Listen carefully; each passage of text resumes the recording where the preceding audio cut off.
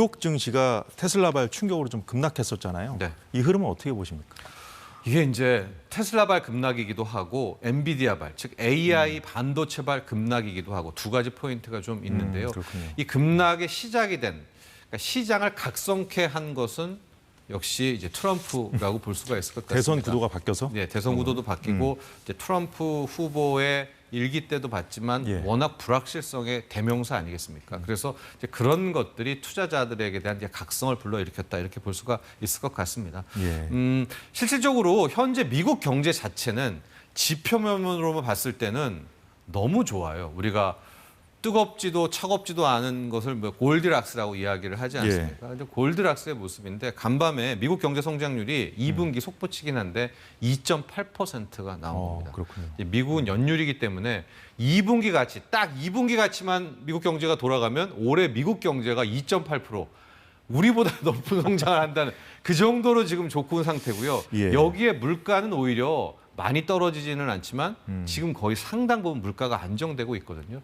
이런 와중인데 여기에서 이제 증시 폭락들, 급락들이 나오고 있는 것은 앞서 말한 것처럼 이제 트럼프가 불러일으켰던 예. 시장에 대한 각성, 더 근본적으로 저는 AI 산업에 대한 각성, 이제 이렇게 볼 수가 있을 텐데 예. AI 반도체, 엔비디아가 이제 만들어내지 않습니까? 엔비디아의 GPU와 함께 우리 SK 하이닉스의 HBM을 붙여가지고 AI 칩, AI 이제 가속기가 나오고 그게 불티나게 팔리고 뭐 구글이라든가 애플이라든가 뭐 이런 데이터 센터 짓는 데들은 그걸 사서 막 데이터 센터를 짓고 하는데 예. 투자자들이 이런 생각을 하는 거예요. 돈은 지금 벌고 있어. 즉 AI 반도체는 너무 좋은데 성능도 좋은데 이걸 가지고 지금 돈을 버는 사람은 누굴까? 그러니까 AI 서비스가 지금 못 따라온다. 지난번에도 그런 얘기 해주셨었는데 맞습니다. 그래서 거품론이 계속 예, 나오는 그게 바로 거품론이거든요. 그러니까 여기에 대한 각성을 하고 아니 AI 반도체만 좋으면 뭐래? 이걸로 빨리 돈 벌어야 되는데 이제 여기에 대해서 좀 뭐 각성이 오면서 투자자들이 일단 또 많이 올랐고요. 주가가 이제 팔아치우기 시작을 한 건데 반면에 여기에 대해서 반대 의견도 많이 있습니다. 곧 AI 서비스가 시작된다. 이미 삼성전자의 S24도 온디바이스 AI라고 해서 이제 폰에도 AI 오고요. 당장 9월에 애플도 아이폰 이제 16 나올 때도 애플 인텔리전스라고 해서 거기에도 이제 AI 들어가고 자율주행에도 AI 들어가고 AI 서비스가 곧 나올 거다. 이걸로 돈 버는데도 곧 있을 거다. 이제 이야기한 좀 낙관론도 있지만 일단 시장에서는 많이 올랐으니까 일단 팔아놓고 보자. 이런 심리가 더 오히려 급락을 부추겼던 것 지금 같습니다. 말씀하신 대로 그 일시적인 조정, 뭐 예컨대 뭐 그 미국 대선의 불확실성 때문에 뭐 일시적인 시장의 그 조정으로 각성. 보는 시각도 있습니다만 지금 AI 거품론도 말씀하셨잖아요. 그래서 뭐 좀 대폭락의 전조다 뭐 이런 시각도 있고 그래서 좀 혼란스러운 것 같아요 투자자들이. 조금 더 시장을 지켜봐야 될 것 같고요. 두 대장이 있습니다. 엔비디아와 테슬라인데 확실한 것은 엔비디아 자체 뭐 실적은 과거와는 좀 다르게 이제 거품론이 있어서 IT 거품론 때와는 다르게 실적이 굉장히 찍히고 있는 상황이라는 점은 분명히 좀 다르다. 테슬라는 인도량도 줄어들고 실적 부분에 있어서는 조금 뒤떨어지기는 하지만 테슬라가 추구하는 게 지금 전기차 아니거든요. 마치 우리가 뭐 축구에서 토탈 사커처럼 지금 종합 예술을 추진을 하는 거예요. 로봇에 자율주행에 ESS라는 신재생에 위성에 뭐 태양광에 전면적인 신산업의 플랫폼을 추구하고 있기 때문에 아마도 이 두 양대 축을 좀 더 지켜보시는 게 좋을 것 같습니다. 뉴욕 증시가 전거래일에는 혼조세로 장을 마감했죠. 우리 증시도 좀 흔들리는 모습을 보였다고 그러던데. 네, 왜냐하면 우리 증시를 이제 주탱하는 두 축이 AI 반도체인 반도체와 전기차의 그 배터리를 공급한 2차 전지 아니겠습니까? 미국과 같네요. 그러니까 미국의 그 엔비디아와 테슬라의 밑단인 거죠. 엄밀히 말하면. 그쵸. 그런데 엔비디아, 테슬라가 흔들리니 당연히 2차 전지. 특히 2차 전지와 전기차는 이제 지난주에 트럼프 피격 직후에 거의 당선 확률이 지난주는 뭐 70%까지 높아지니까 뭐 전기차 2차 전지 버틸 수가 없어서 급락했었고요. 이번에는 엔비디아와 관련한 AI 반도체에 대한 AI 산업에 대한 의구심 나오면서 SK 하이닉스가 실은 실적이 역대 최대였고요. 2분기 실적이 석 달 동안에 하이닉스가 지금 5조 3천억 이상을 벌었거든요. 그런데도 시장은 왜 6조 원 못 벌었어? 이제 이러면서 거의 뭐 장중에 10% 가까운 급락이 나왔습니다. 오늘은 좀 반등에 성공을 했었는데 자, 이런 부분들을 좀 놓고 본다면 글쎄요. 앞으로 우리가 더 예단 너무나 장밋빛으로 보는 거, 또 너무나 보게 보는 거. 이제 여기에서 네. 좀 우리가 양극단은 좀 피해야 되면서 네. 향후 좀 흐름을 지켜봐야 될 것 같습니다. 요 며칠 널뛰기 장세를 보이는 상황인데 변동성이 너무 커요. 예, 투자자들께서 좀 이런저런 그 전문가들의 뷰가 있으니까 네. 잘 판단해 보셔야 될 것 같습니다.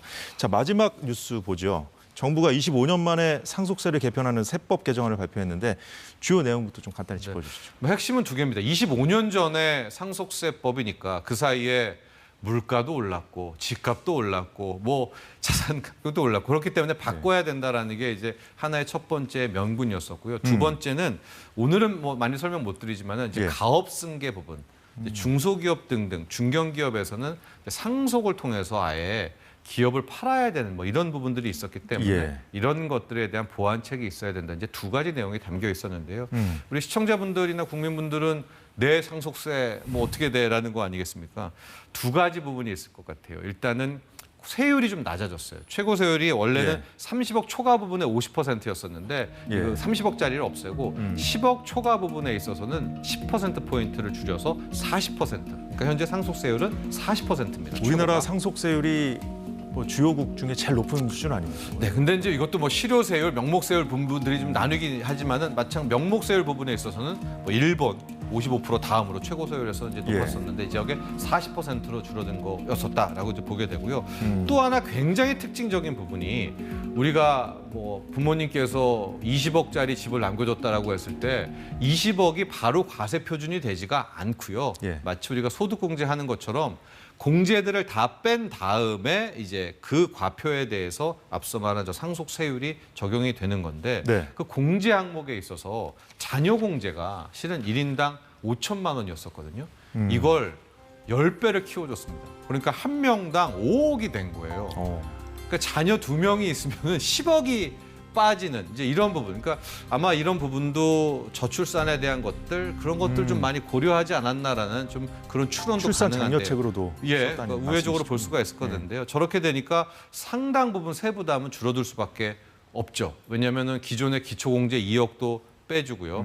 배우자가 받을 수 있는 유리 부분도 이제 그대로 둔 채 자녀 공제에 대한 항목이 5천에서 5억으로 커졌기 때문에 상속세 부담은 뭐 굉장히 많이 줄어들 것 같은데요. 지금 이제 표에도 나오고 있지만은 예. 기존에 30억을 상속받는다라고 했을 때 내야 될 세금이 3억 3천만 원이거든요. 근데 이번에 이제 자녀 인적 공제가 커지면서 한 8,400만 원으로 줄어든다라고 볼 수가 있겠고요.